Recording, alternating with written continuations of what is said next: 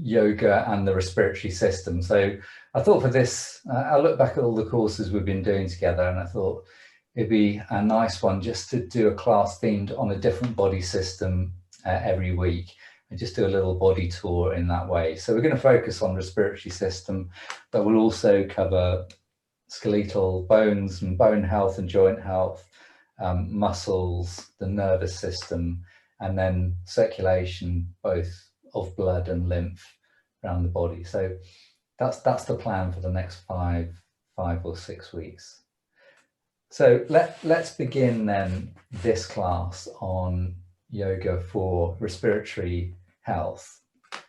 And as I said, I will be drawing on quite a lot of Patrick McEwen's Buteyko breathing techniques. And the cornerstone of that approach to breathing is to encourage a breath that is light and slow, but still deep.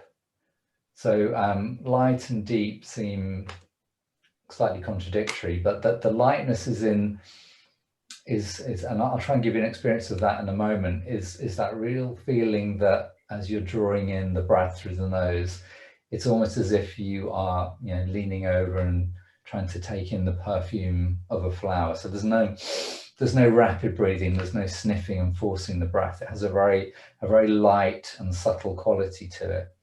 However, we still want to draw that air down to the lower lobes of the lungs. So we want to activate the diaphragm rather than breathing up in the chest. And you might know whether your default pattern is to breathe low or to breathe high. And if you feel it more in your chest moving, then you tend to be an intercostal chest breather, and you might not be using your diaphragm as much. And when that happens, it's associated with a little bit more anxiety, stress, difficulty in handling stressful situations and relationships. Okay, so let us tune in and focus in first on the body, then on the breath. So either sitting in the chair, as I always start my classes now, but some of you may be sitting on the mat, and if you're doing that, just bring the spine to an effortless feeling of upright, so the chest is open, the shoulders are relaxed and down, so everything is free in your breathing, in your respiratory system there. Softly close the mouth. If you're happy to close the eyes, or just have a soft downcast gaze. And just take a moment or two to notice how you're feeling tonight. Notice all the sensations in your body. Bring a moment of special attention to any parts of your body that you are currently having to look after, which could be one or several parts. And just ensure that you honor that, you honor your physical body and move with mindfulness and sensitivity. And always led by the breath. That's why we're starting with the respiratory system, because yoga is a breath-led practice. That's what makes it mindful movement. That's what gives it its power. Notice also your energy levels, what kind of day you've had. And then move your attention from the physical body to the breath. And begin to simply notice your breathing. We're doing all our breathing in and out through the nose, unless the nose is blocked.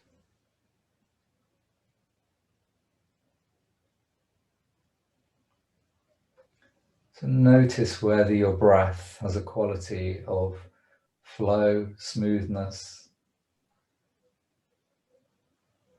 Notice the pace of your breathing, whether it's fairly rapid, whether it's slow. whether you can really experience the end of your inhale, the end of your exhale. So you have that kind of spaciousness around the breath, or whether that inhale is merging into exhale. And try not to kind of hold a judgment on any of this. It's just research into your own breath.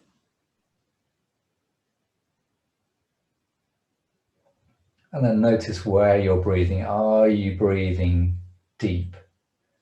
Are you feeling the diaphragm move? Are you feeling the breath being driven from the diaphragm?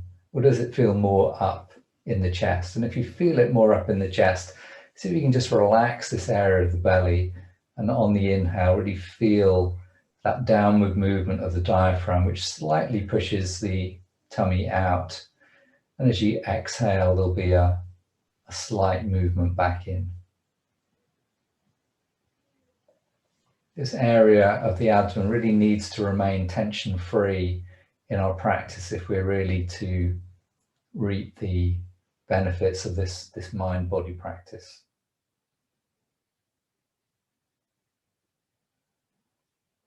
And we'll just continue for a few more breaths. So we're looking for lightness, slowness, and depth in our breath. But we're not over-breathing, we're not trying to do a great big breath, we're not trying to fill our lungs to maximum capacity. We're keeping it light, we're keeping it slow, but we're keeping it deep.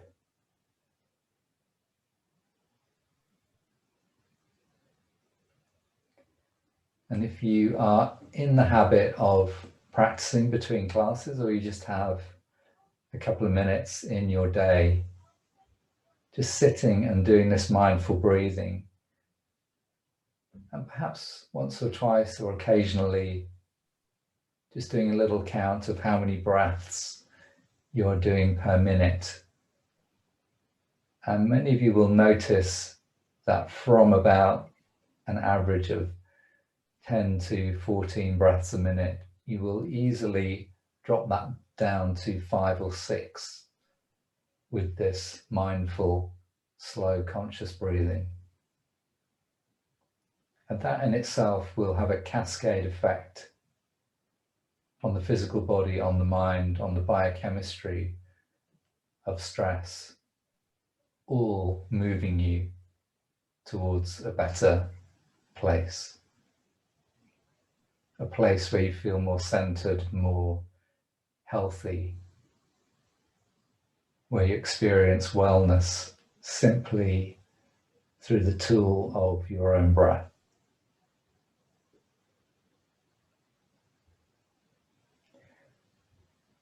And then when you're ready, blinking open the eyes, bring the palms together, and we're going to inhale and just drive the breath a little bit more. So a seated breathing practice like the one we just did can be very, very subtle and very light.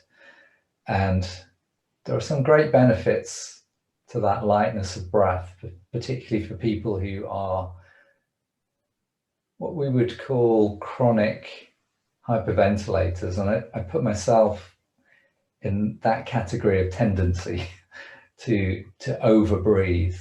And that was really a misunderstanding in some of the yoga teaching that I did early on in my 20 plus years of yoga practice, that a deeper, fuller breath must necessarily be better, but it isn't always. We need to breathe for our metabolic needs. And if we overbreathe when we're still, then we negatively impact the balance of CO2 and oxygen in the blood. And that can have knock-on effects. So when we begin to move and we're using the muscles and joints of the body, it's absolutely fine to deepen that breath. So really experience the opening of your chest, the lifting of your chest, and you're engaging not only the diaphragm now for that deep breath, but you're engaging the intercostals, actually the external intercostal muscles. and feeling your ribcage lift and widen, and exhaling, softening down. If we didn't do these full breaths, which are particularly useful if you do any kind of sport where you're raising your heart rate, then the muscles would weaken and atrophy. So it's really important. I'm not saying, and nobody is saying, that we need to breathe lightly and low and only with the diaphragm. That is a resting, meditative breath. When we're moving, we need a lot more. After the next exhale, just release the arms, let the arms hang from the shoulders, give the shoulders a little lift and roll back, and take some feedback from your shoulders as to whether you're holding a lot of tension there. Because if you're holding tension here, there's likely to be tension in the rest of the body. And when we release the tension in the shoulders, was actually one of the easiest areas of tension to ease off. It also sends signals around the body, and the whole of the body begins to let go of tension. And tension is literally unnecessary muscle contraction and a waste of our own energy. So we want to use our muscles when we need them. We want them to relax and soften when we're not using them. So now we're going to turn the palms out. We're going to breathe in and float the arms up. And as the arms come just as high as is comfortable for you, you're not going to let the shoulders come up. You're going to keep them tracking down. Loads of space down through the neck, out through the shoulders. But you can still stretch the fingers, stretch the palms, really expand and lengthen up and out. And then as you exhale, turn the palms, release down. As usual, we are using the turning of the palms just to help us define the end of the in-breath, the end of the exhale.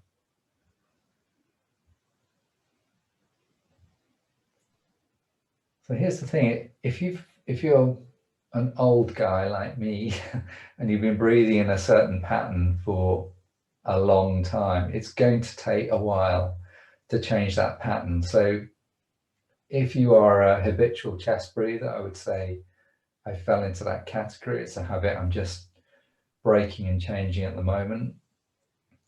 Then as soon as you start to move and you're no longer got the luxury of 100% concentration on the breath, the diaphragm might just tighten and become inactive again. So we're going to keep reminding ourselves, oh yeah, breathe low, breathe deep.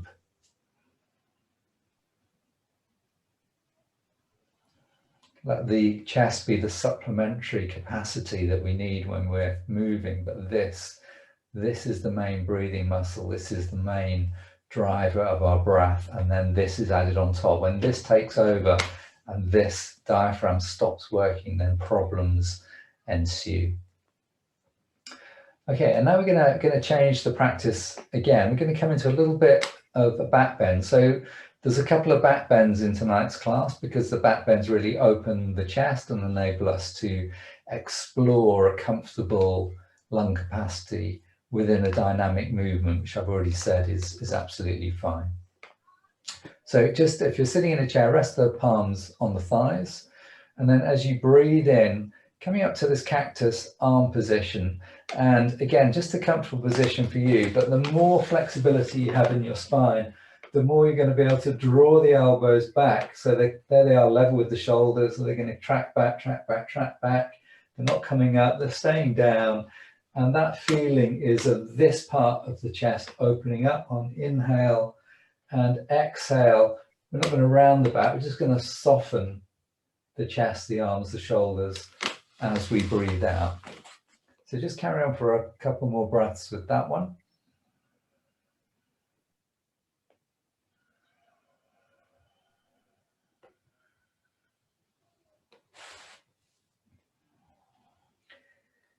If any of you have read the Bill Bryson book on the body, which is a hoot, he's always a highly entertaining writer, then you know, he has some great facts in the chapter on breathing, such as if you unpacked your lungs and spread them out, they cover a couple of tennis courts. There's just enormous surface area in our lungs, as long as they're not damaged. That's a lot of the lung conditions from smoking or mucus buildup or constriction of the airways. It's all about reducing down that area that we have to access to absorb oxygen. So we really want to feel that there's a ton of area in here. You're breathing into 2 tennis courts inside your own body. So really enjoy that fullness.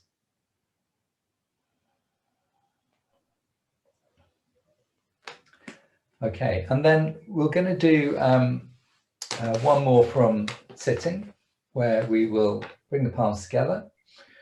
We nearly always do this every week, so it'll come as no surprise. We're going to breathe in, but use the whole of the in-breath now just to think about drawing up through the midline of the body, through the spine, if you like. The spine is curved, but we're thinking about a line of breath, a line of energy, a line of structure going from the center of the pelvis through the center of the body, out through the crown of the head. So we grow as tall as we can on inhale. But I always find this really interesting. That lengthening up is just through the core of the body. And again, there's nothing on the outside of the body is coming up. That's all staying down and relaxed, lengthening up. And then as you breathe out, turn to the right, take the hands round and turn the head the opposite direction to the shoulders. And then as you breathe in, come back to center. Think about that lengthening up. Exhale. More important to keep the relaxation in the shoulders than to worry about how much twist you're going to do, because you're going to get a little bit more probably with each repetition that we do, as the muscles in your back responsible for these twisting movements get a little bit more blood supply because they're being used, therefore they become and they get hotter because they're being asked to contract and relax.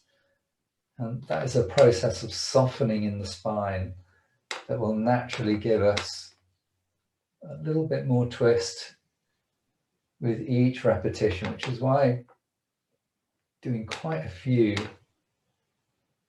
is a good idea.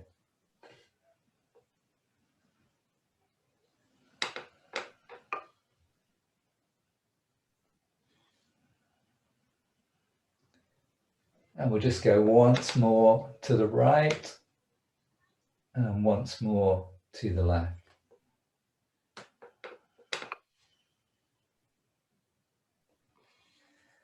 And then inhale, come back to center. Exhale, release the arms. Give the shoulders another lift and roll. Make sure no tension has crept back in. Give the arms, the wrists and the fingers a shake.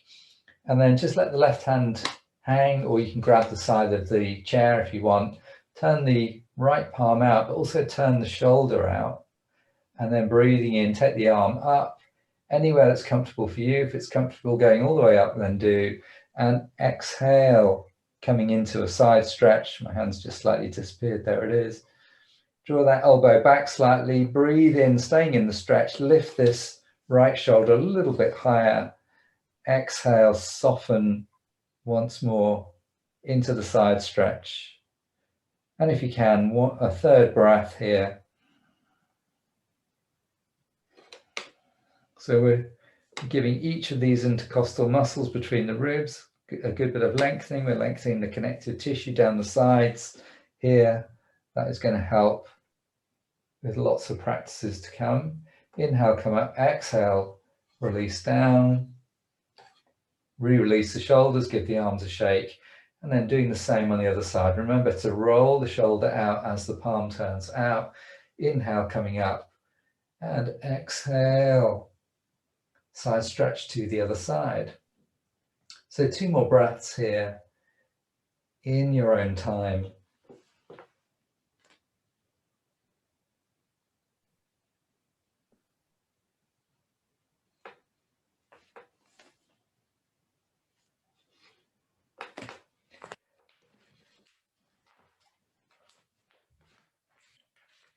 And then at the end of the next breath, if you haven't already released, release down, give the arms a shake, give the shoulders a shrug. We're nearly finished in the chair. Just going to do one more thing related to this idea of exploring our respiratory capacity. So taking a belt or a tie or anything else, and if you haven't got one, it doesn't really matter.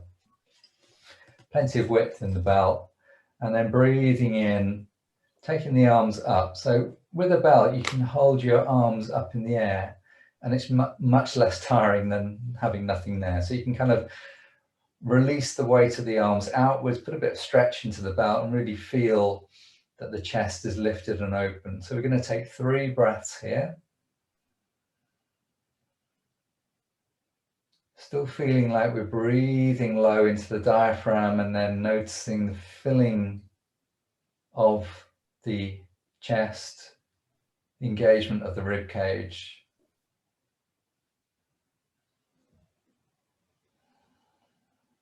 And at the end of the 3rd one, if it's at all uncomfortable, come down to the front. But if you can, and you may need to go a little bit wider with the belt, you can take the belt behind you. But instead of relaxing the arms all the way down, just keep them out a little bit and try and feel that the shoulders are now being drawn back and down. So you're back in this really chest lifted position that we've experienced once already. And we're going to take three breaths here.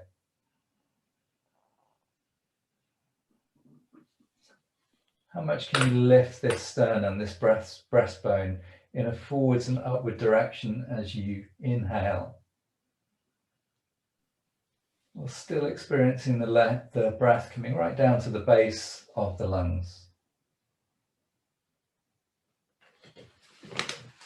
And at the end of the 3rd exhale, just inhale, bringing the arms up, and exhale, releasing the arms down, release the belt. We use that again with a leg stretch, and check in with the shoulders again and notice, what has happened, what has shifted, maybe a sense of space in the shoulders and the chest, and also beginning to engage with that additional lung capacity. So we're gonna come down to the mat, those who are coming onto the mat. And if you're staying in a chair, just get yourself comfortable in the chair.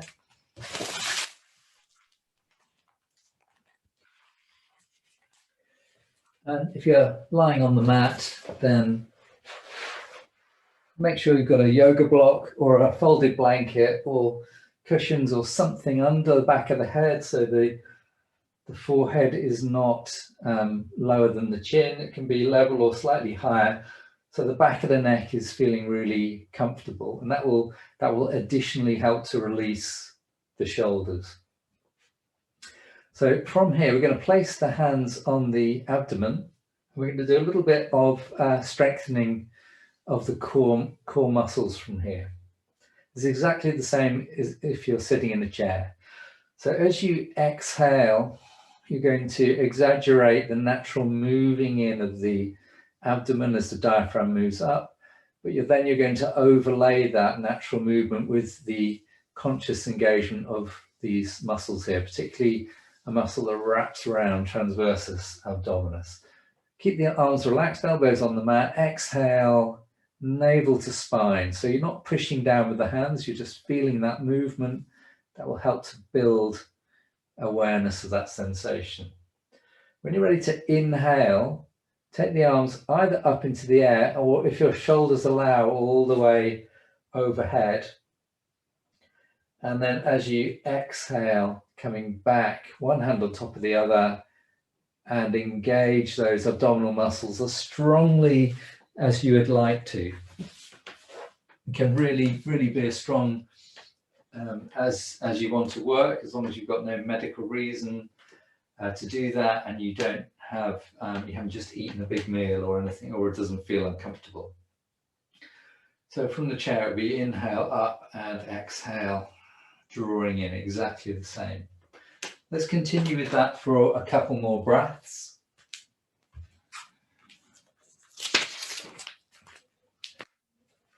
So if you are a very fit person, you go to the gym, you do lots of running, you'll probably have a lot of strength and muscle mass in the big superficial skeletal muscles of the body, but possibly not as much strength as would be helpful in these deeper muscles that we're activating in this practice and the next one.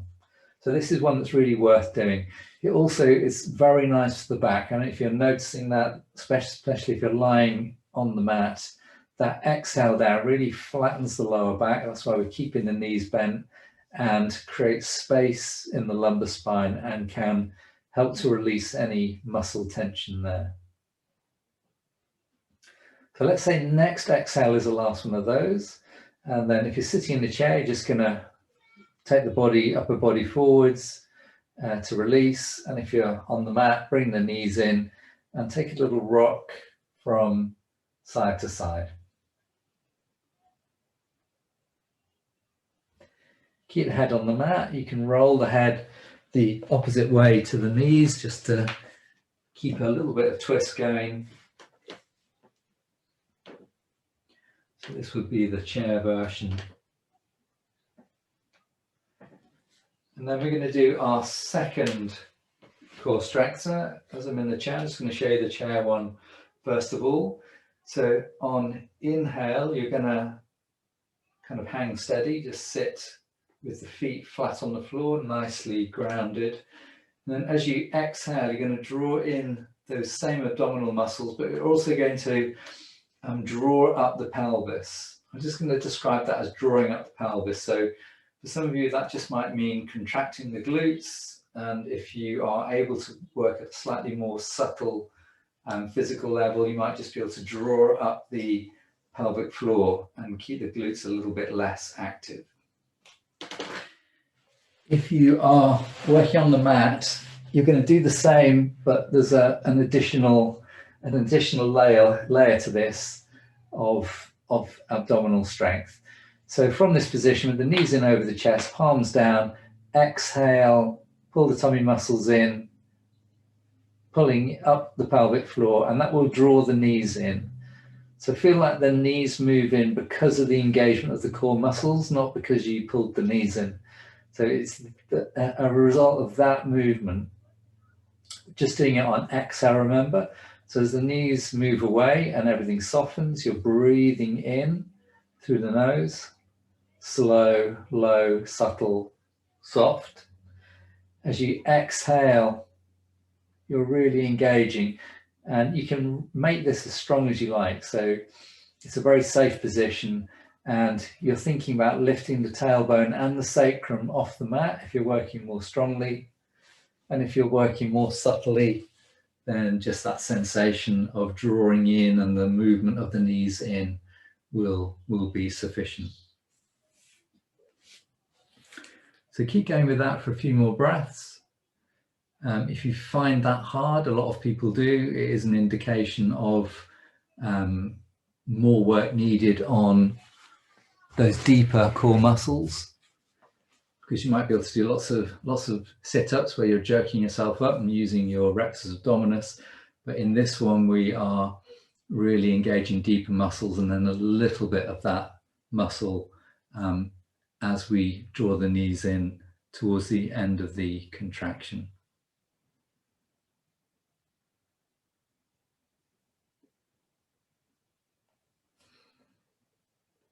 Great. So on the next inhale, if you're lying on the mat, just relax the tummy, take another little rock in from side to side. Do the same if you are on the chair.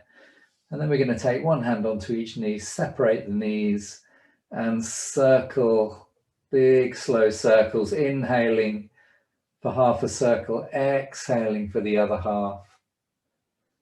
Trying to find that range of movement in the hips. There's much less point in releasing tension in the body, releasing the lower back, if we have any of our major joints which have a greatly restricted range of movement. And sometimes you can't help that if you've got bit of arthritis in the hip. If that's going on for you, just do your pain-free, comfortable range of motion. But these hips play a big part in negotiating the movement that we take our body through and reducing the forces that are transmitted further up the body into areas like the lower back. And you can just do a couple of circles around in the other direction. And then coming back to center, if you're lying on the mat, take the feet down, slide the legs straight. If you're in the chair, just sitting comfortably with the feet under the knees. And then we're going to breathe in, take the arms up into the air or anywhere comfortable, and you're going to do as much stretching as you can on that inhale. And if you're in the chair, you're also slightly pressing the soles of the feet down into the mat, pressing through the seat of the chair with the pelvis.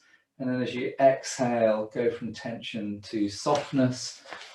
You may remember this from last term. So if you're doing from the mat with the legs straight, it's inhale, full body stretch, but one where you're really working on engaging as many muscles as possible on that inhale. Make the body as tense and long as you can.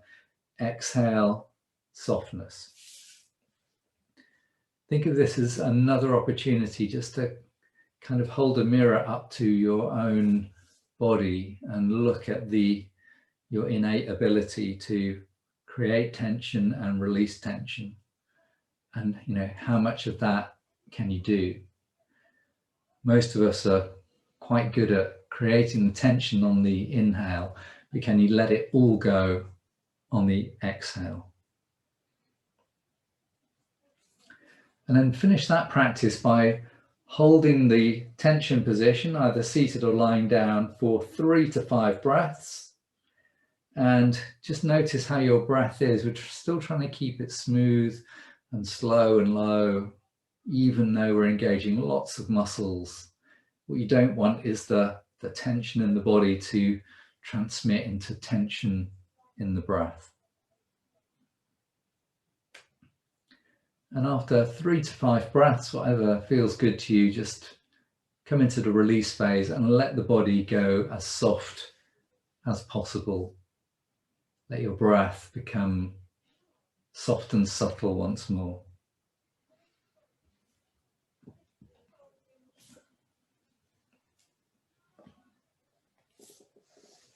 Okay, that's great.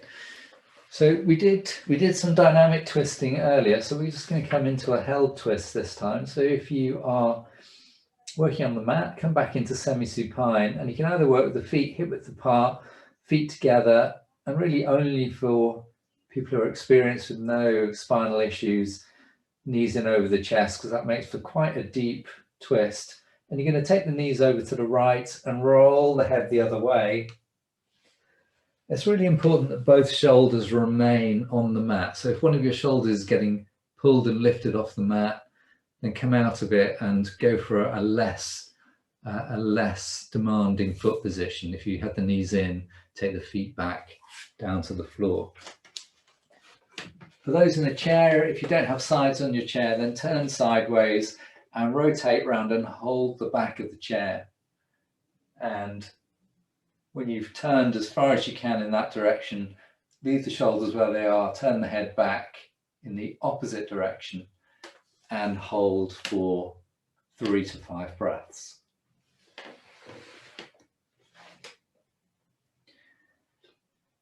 When we're in a twisting pose, the diaphragm is much less able to push down into the abdomen, so it can be quite difficult. It can feel like your breath has moved up into the chest when you're breathing in a twist, and that's absolutely fine. That's exactly how it should be. So the body is very adaptable, and we should not worry about that at all. So if you haven't already released from the first side, come back to center, take a moment back in the center, and then taking the legs or turning and twisting to the other side for another 3 to 5 breaths.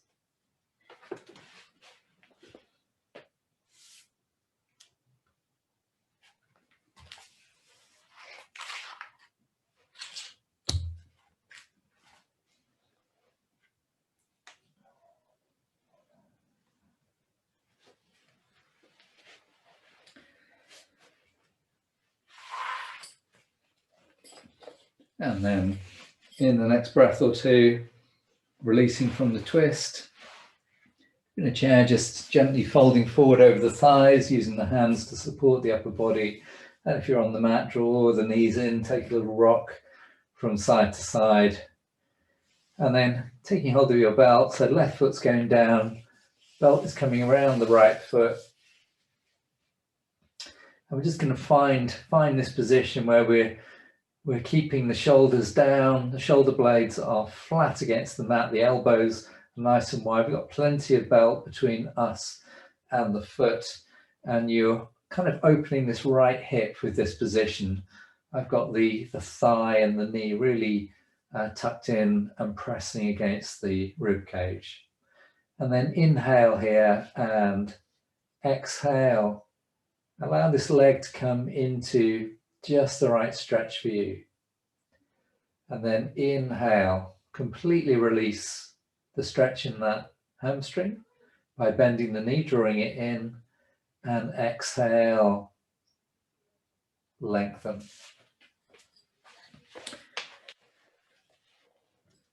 This is exactly the same in the chair. Exhale position is the stretch, inhale, knee is coming in. So we're going to do something in this stretch that we do in a lot of stretches in yoga to make it more effective, and that is just to consciously lengthen the exhale. So the next 2 or 3 stretches in this right leg, see if you can make the exhale last a little bit longer.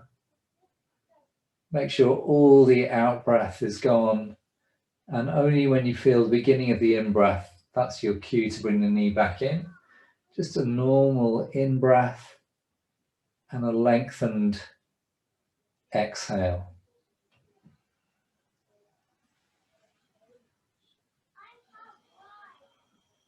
Very nice.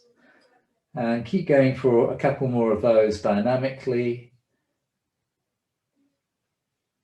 And then we're going to come into holding the stretch in this right leg for 5 whole breaths. Again, using the long exhale.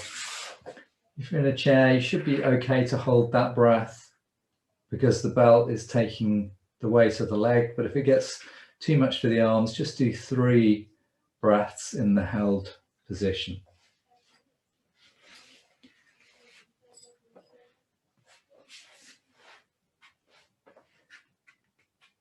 And when you get to the end of the 5th breath, which may be a few seconds away, instead of rushing straight onto the left leg, just release the belt, take both feet down. If you're lying on the mat, slide the legs straight and just pause and let the body soften for a few moments.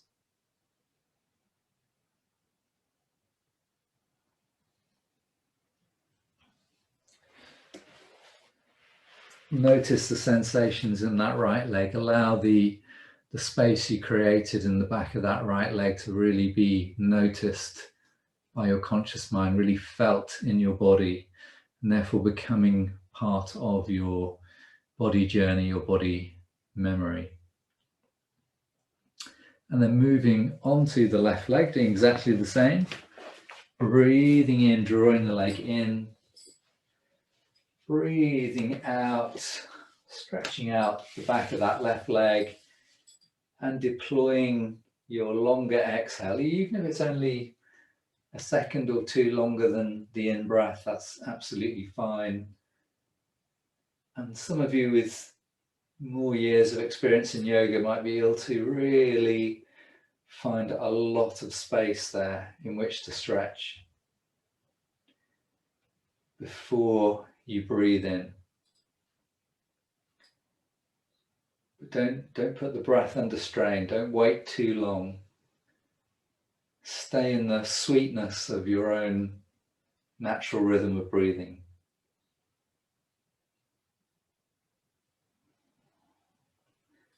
And when you get to that 5th stretch or thereabouts, coming into the held stretch on the left leg,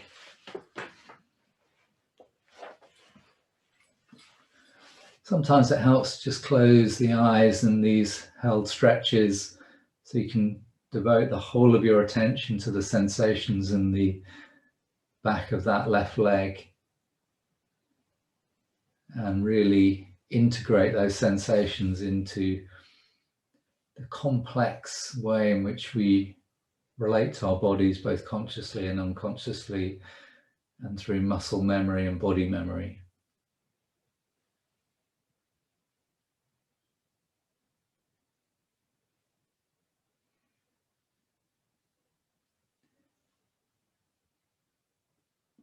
And when you are nearing the end of the fifth breath, release yourself into a relaxation pose with the legs straight on the mat.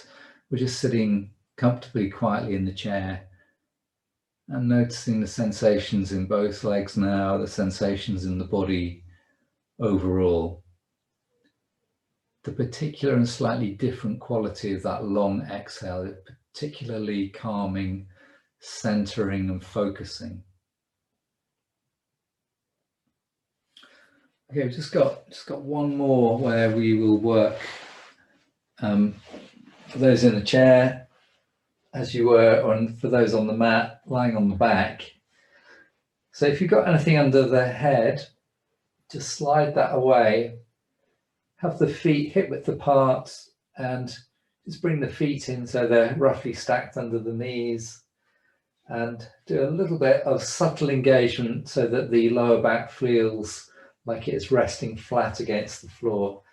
Shoulders relaxing down, shoulder blades against the mat, against the floor, and then breathing in, just lifting the tailbone, and breathing out, releasing it down.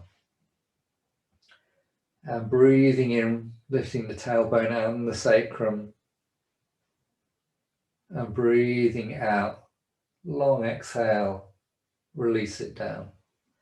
And each time you inhale, just lifting a little bit more until you find the right lift for you, which could be quite high or quite low, really doesn't matter.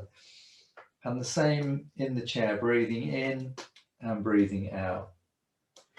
Feeling the movement first in the pelvis and then moving up the spine until you are coming into your most open position.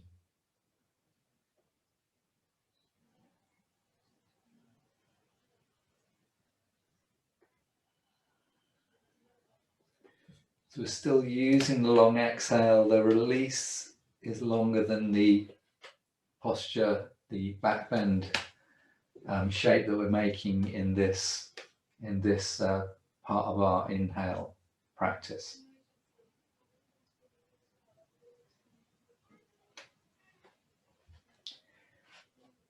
And then let's say one more. For those working on the mat, next time you roll that spine down, bring the knees in, and if you're in the chair, just coming forwards and releasing from side to side.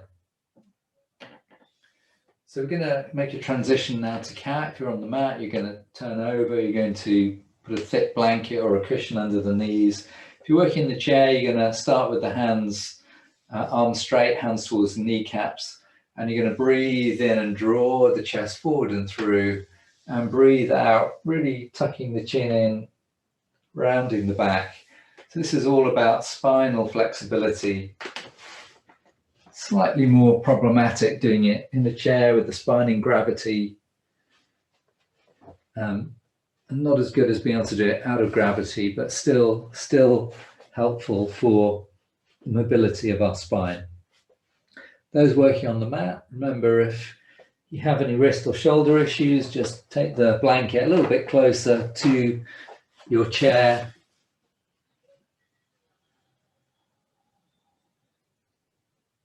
And work there.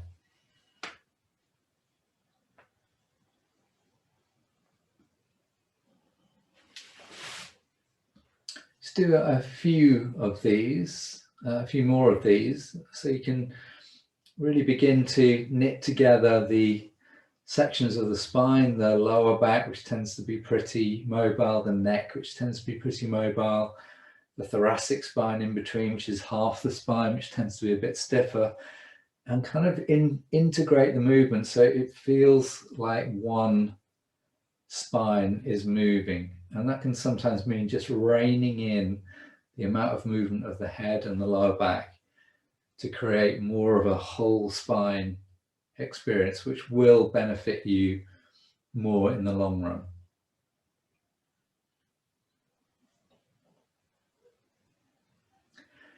And then from here, we're going to do just a little downward dog.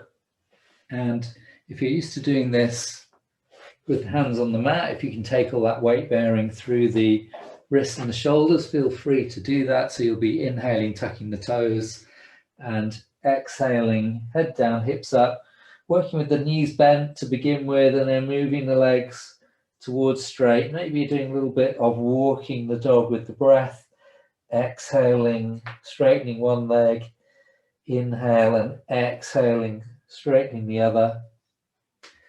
So that bending and straightening really slow and subtle, not tugging and bouncing on the muscles. And if you've got any wrist or shoulder issues, again, using a well-secured chair or the back of the chair and working here. Just come down whenever you need to. Don't hold it for a huge amount of time. If you're working in a chair, you can do this with or without a belt. You could work dynamically, inhale, exhale, inhale, exhale, or you can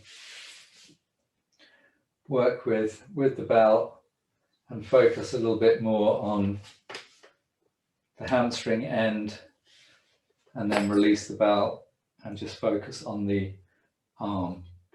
And if you want to work the wrist a little bit, turning the wrist as if you are pressing into the floor will give you that bit of wrist mobility as well. Okay, so if you're still in your downward dog, release the knees down, take a resting pose, pose of the child for a moment, which is like this. Then we're going to come into the second of the back bends. I promised you we'll be doing a few back bends tonight to really open up the space that we have available to us in the chest for our breathing. So again, this is going to look familiar. We often do this lunge, but we're going to do a variation on it tonight. So working from the mat, you'll have a lots of padding under the left knee. Step the right leg forward. Keep the knee and this right foot hip width apart so you're nice and stable. And then find the depth of lunge that you can manage. So it could be back here with the left hip over the left knee, or you may be able to go much deeper, which is obviously going to give you more stretch through the front of the pelvis. If you do have any knee problems and you've got a stable enough chair to safely do the pose from here, then try this variation, which I like very much. If you're unable to stand for this one, then the chair lunges, it involves just shuffling forward a little bit to the edge of the chair, opening the left hip slightly, bringing the right foot to center, and then breathing in, opening the heart. And you can do that one dynamically, or you can rest the hands down and hold position. You're not going to get the same stretch over the front of the pelvis, but you will still work the back bend in the upper chest. Let's move on to the left leg. And as you come out of that, your body will tell you whether you just need to rest for a moment and release, or even just open the front of the pelvis a little bit, rock the pelvis from side to side, and then coming back into position here, or using the chair.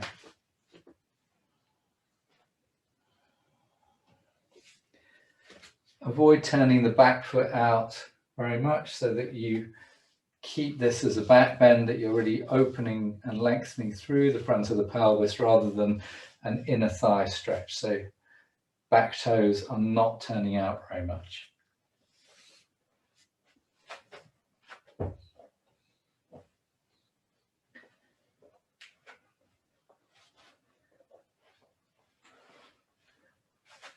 Okay, and then release from the left side lunge. So we're going to come into our variation now. So we'll step back into whichever right lunge you did, and then you're going to rest the right forearm on the thigh, let the left arm hang, and then we're going to gradually open the shoulders. As I turn now, I'm going to turn my head away from the microphone, so I'm just going to demonstrate this silently.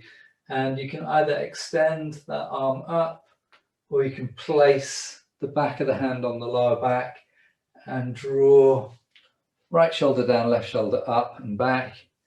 And once we've gone that way, we're going to release, and then we're going to come around and do that on the other side, which feels much more like a twist, whereas on the open side, it feels more like an opening into the right hip, but it does have some twist as well.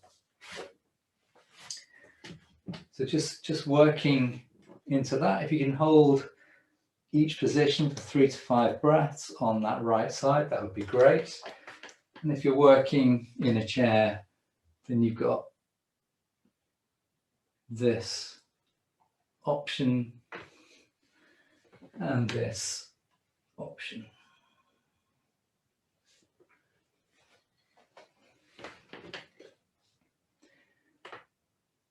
And when you've done those variations to both sides, release, take pose as a child if you wish between sides, and then step the other leg forwards.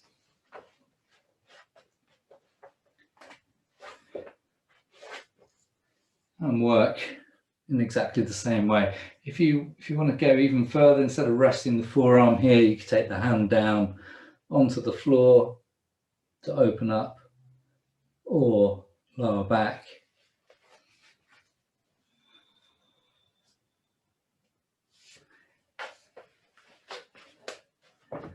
And as I'm sure you've worked out, this would also work absolutely fine if you're doing the supported chair version of this posture.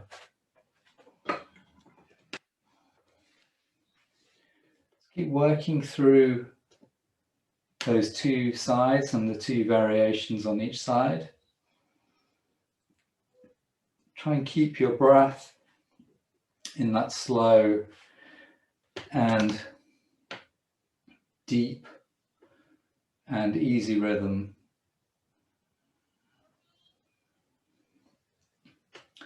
And what we're trying to do through this little section of practice is everything we can to remove some of the obstacles that exist through the front of the body, from a lot of chair sitting, a lot of hunching forward, that really prevents us from finding the space in the front of the body, which is a key, or one of the keys for really unlocking a free and full breath.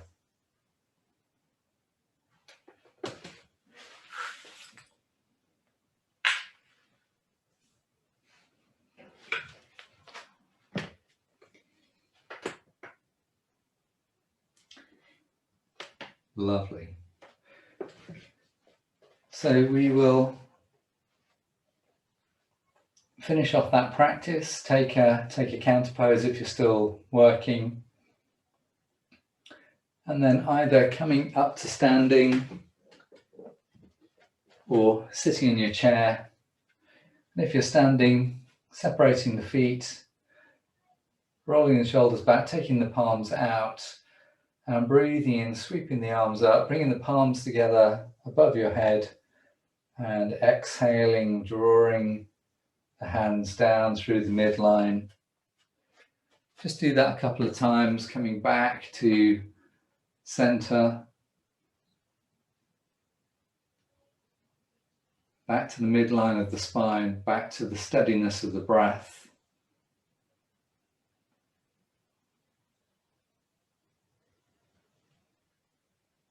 And on your next inhale, keep the heels on the mat and lift the toes, separate the toes, really activate the feet.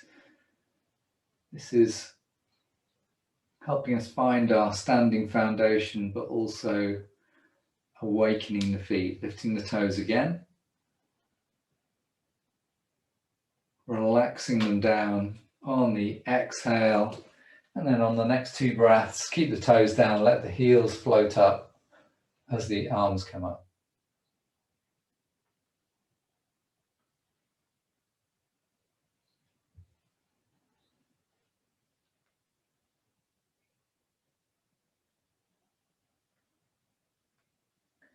At the end of the next breath, just take a moment to relax.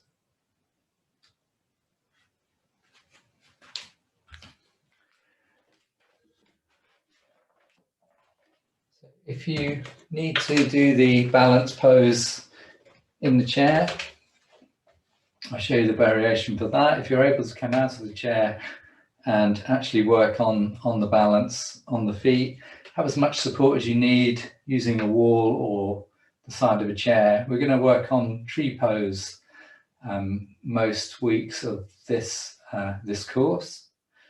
So feet hip width apart, and then we're just going to shift the weight right and left foot, and then come back to center. Take a moment just to send the tailbone down. That will just slightly tilt the pelvis if the pelvis is too far tilted forward, too much lumbar curve. It will engage a little bit through the abdominal muscles, and you just feel yourself standing a little bit taller. Another way to do that is just to feel that you're being drawn up through the crown of the head, but also rooting down to the earth through the feet. You're going to bend the right knee now, shift the weight into the left leg, turn the knee out, opening the hip, and just rest the instep against the left foot. The arm can be here in a half palms together position, where you can extend your arm out like a tree branch, or bring it overhead as if you were there with both hands. So a nice simple tree to begin with. If you're feeling at all wobbly, you're going to stop at any of these versions. Otherwise, we're going to shift onto the other leg.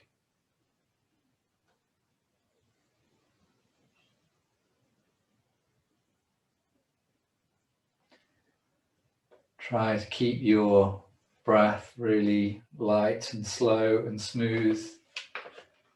And if you can, keep the eyes open and just let yourself have a soft gaze on a fixed point on the floor in front of you, perhaps. So those who are able to move on, you can either just rest the toes on the top of the foot, giving you a more challenging balance, or solder the foot against the lower leg. We'll just do one of those two versions this week. If you don't need the chair, just pick a hand position.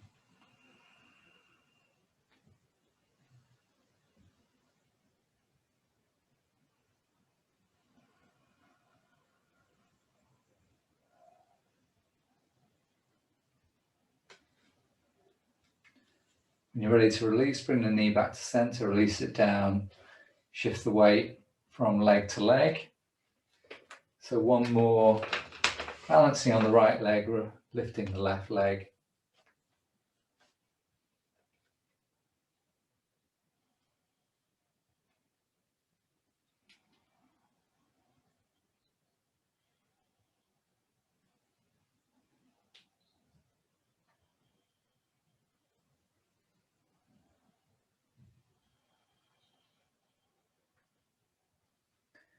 And when you're ready to come down, bring that knee back, release down.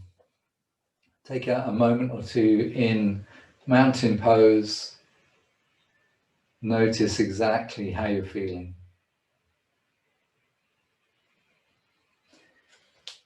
And then we're going to come down into our supported inversion, and from there into our relaxation. So the blanket is there to support the head.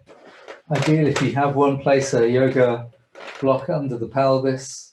You can use other props just to create this slight inversion where the hips, the legs, the feet are higher than the chest.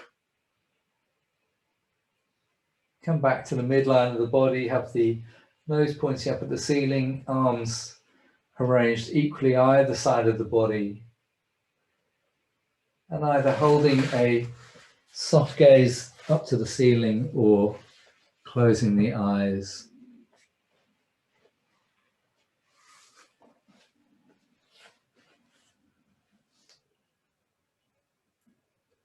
I'm noticing your breath here. This restorative inversion invites an even steadier, relaxed, easy breath.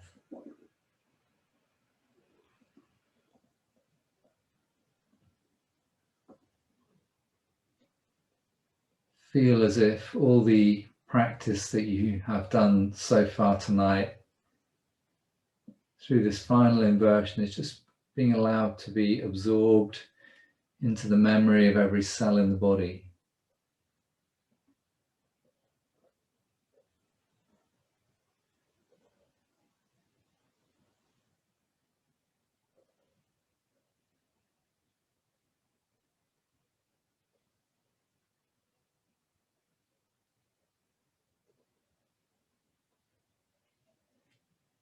And in the next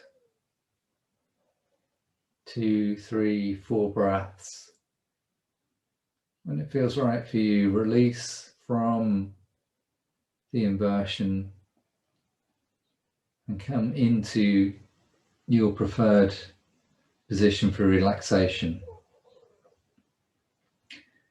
If you've been doing the inversion from a chair with the feet resting up on another chair, you might like to stay there for the relaxation. If you've got sides on your chair, which will protect you from falling out. If you don't have that, then stay awake. Use the relaxation more as a concentration and meditation practice. So you might be lying on your back with the legs straight or the knees bent. You might be lying on your side. But any comfortable position is fine. Allow the eyes to softly close. If you need to keep the eyes open, a soft gaze.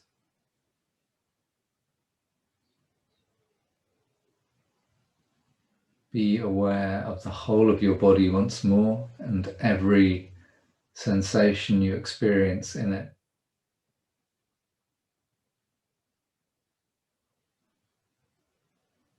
Notice any differences to what you feel in your physical body compared with what you felt at the beginning of the class.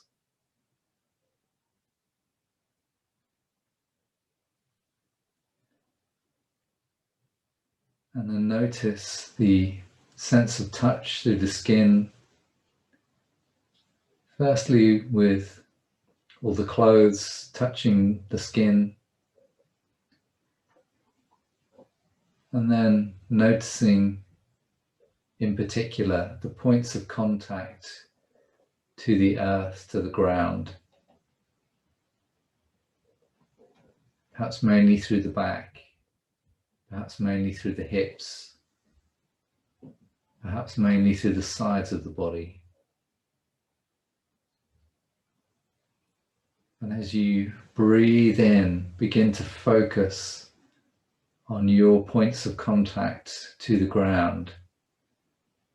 And imagine that your inhalation, that easy, slow, deep, subtle in-breath, that you're breathing up from those points of contact with the ground. And as you exhale, you release your breath to those same points of contact back down to the ground. breathing up from the ground, light, slow, deep. Breathing back down to the ground, light, slow, deep.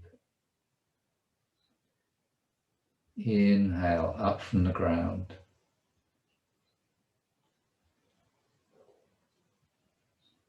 Exhale back down to the ground.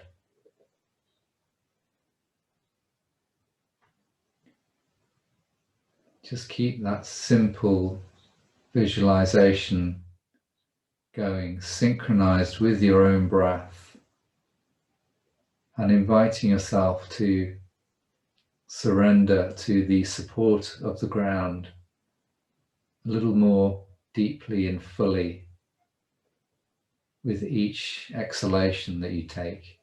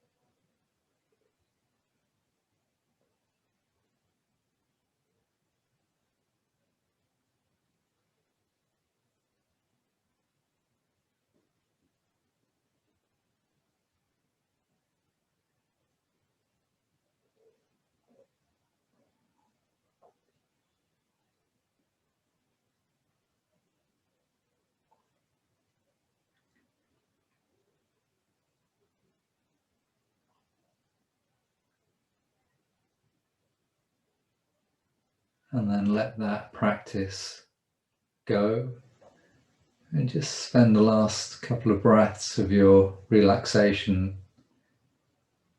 just feeling every sensation in your body, being aware of the quality of your mind and the quality of your breath.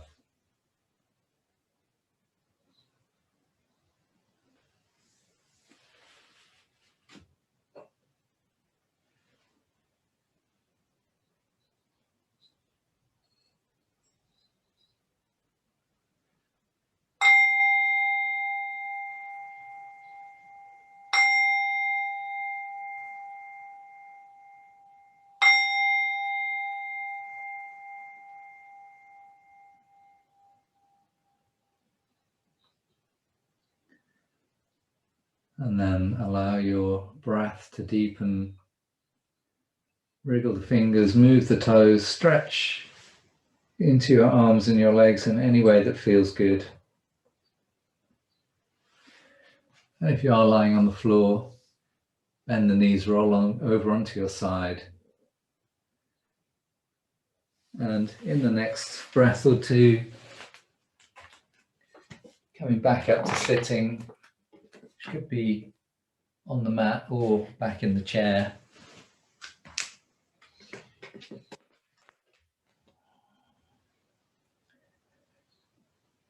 And once you're in that sitting position, again, keeping the eyes closed if you're happy to do so. And being exactly back where we started the class and having a final check-in with how you feel in your body, in your breath, in your mind.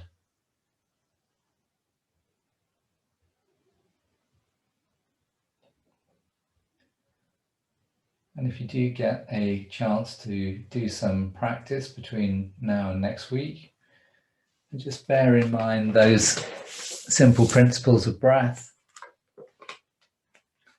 of cultivating a breath that is light and slow and deep, and see how that goes for you, particularly if you're used to breathing deeply, or if you think you might have a breathing pattern which tends towards over breathing. Can be a real eye-opener to practice light breathing and experience the benefits of that. Thank you very much.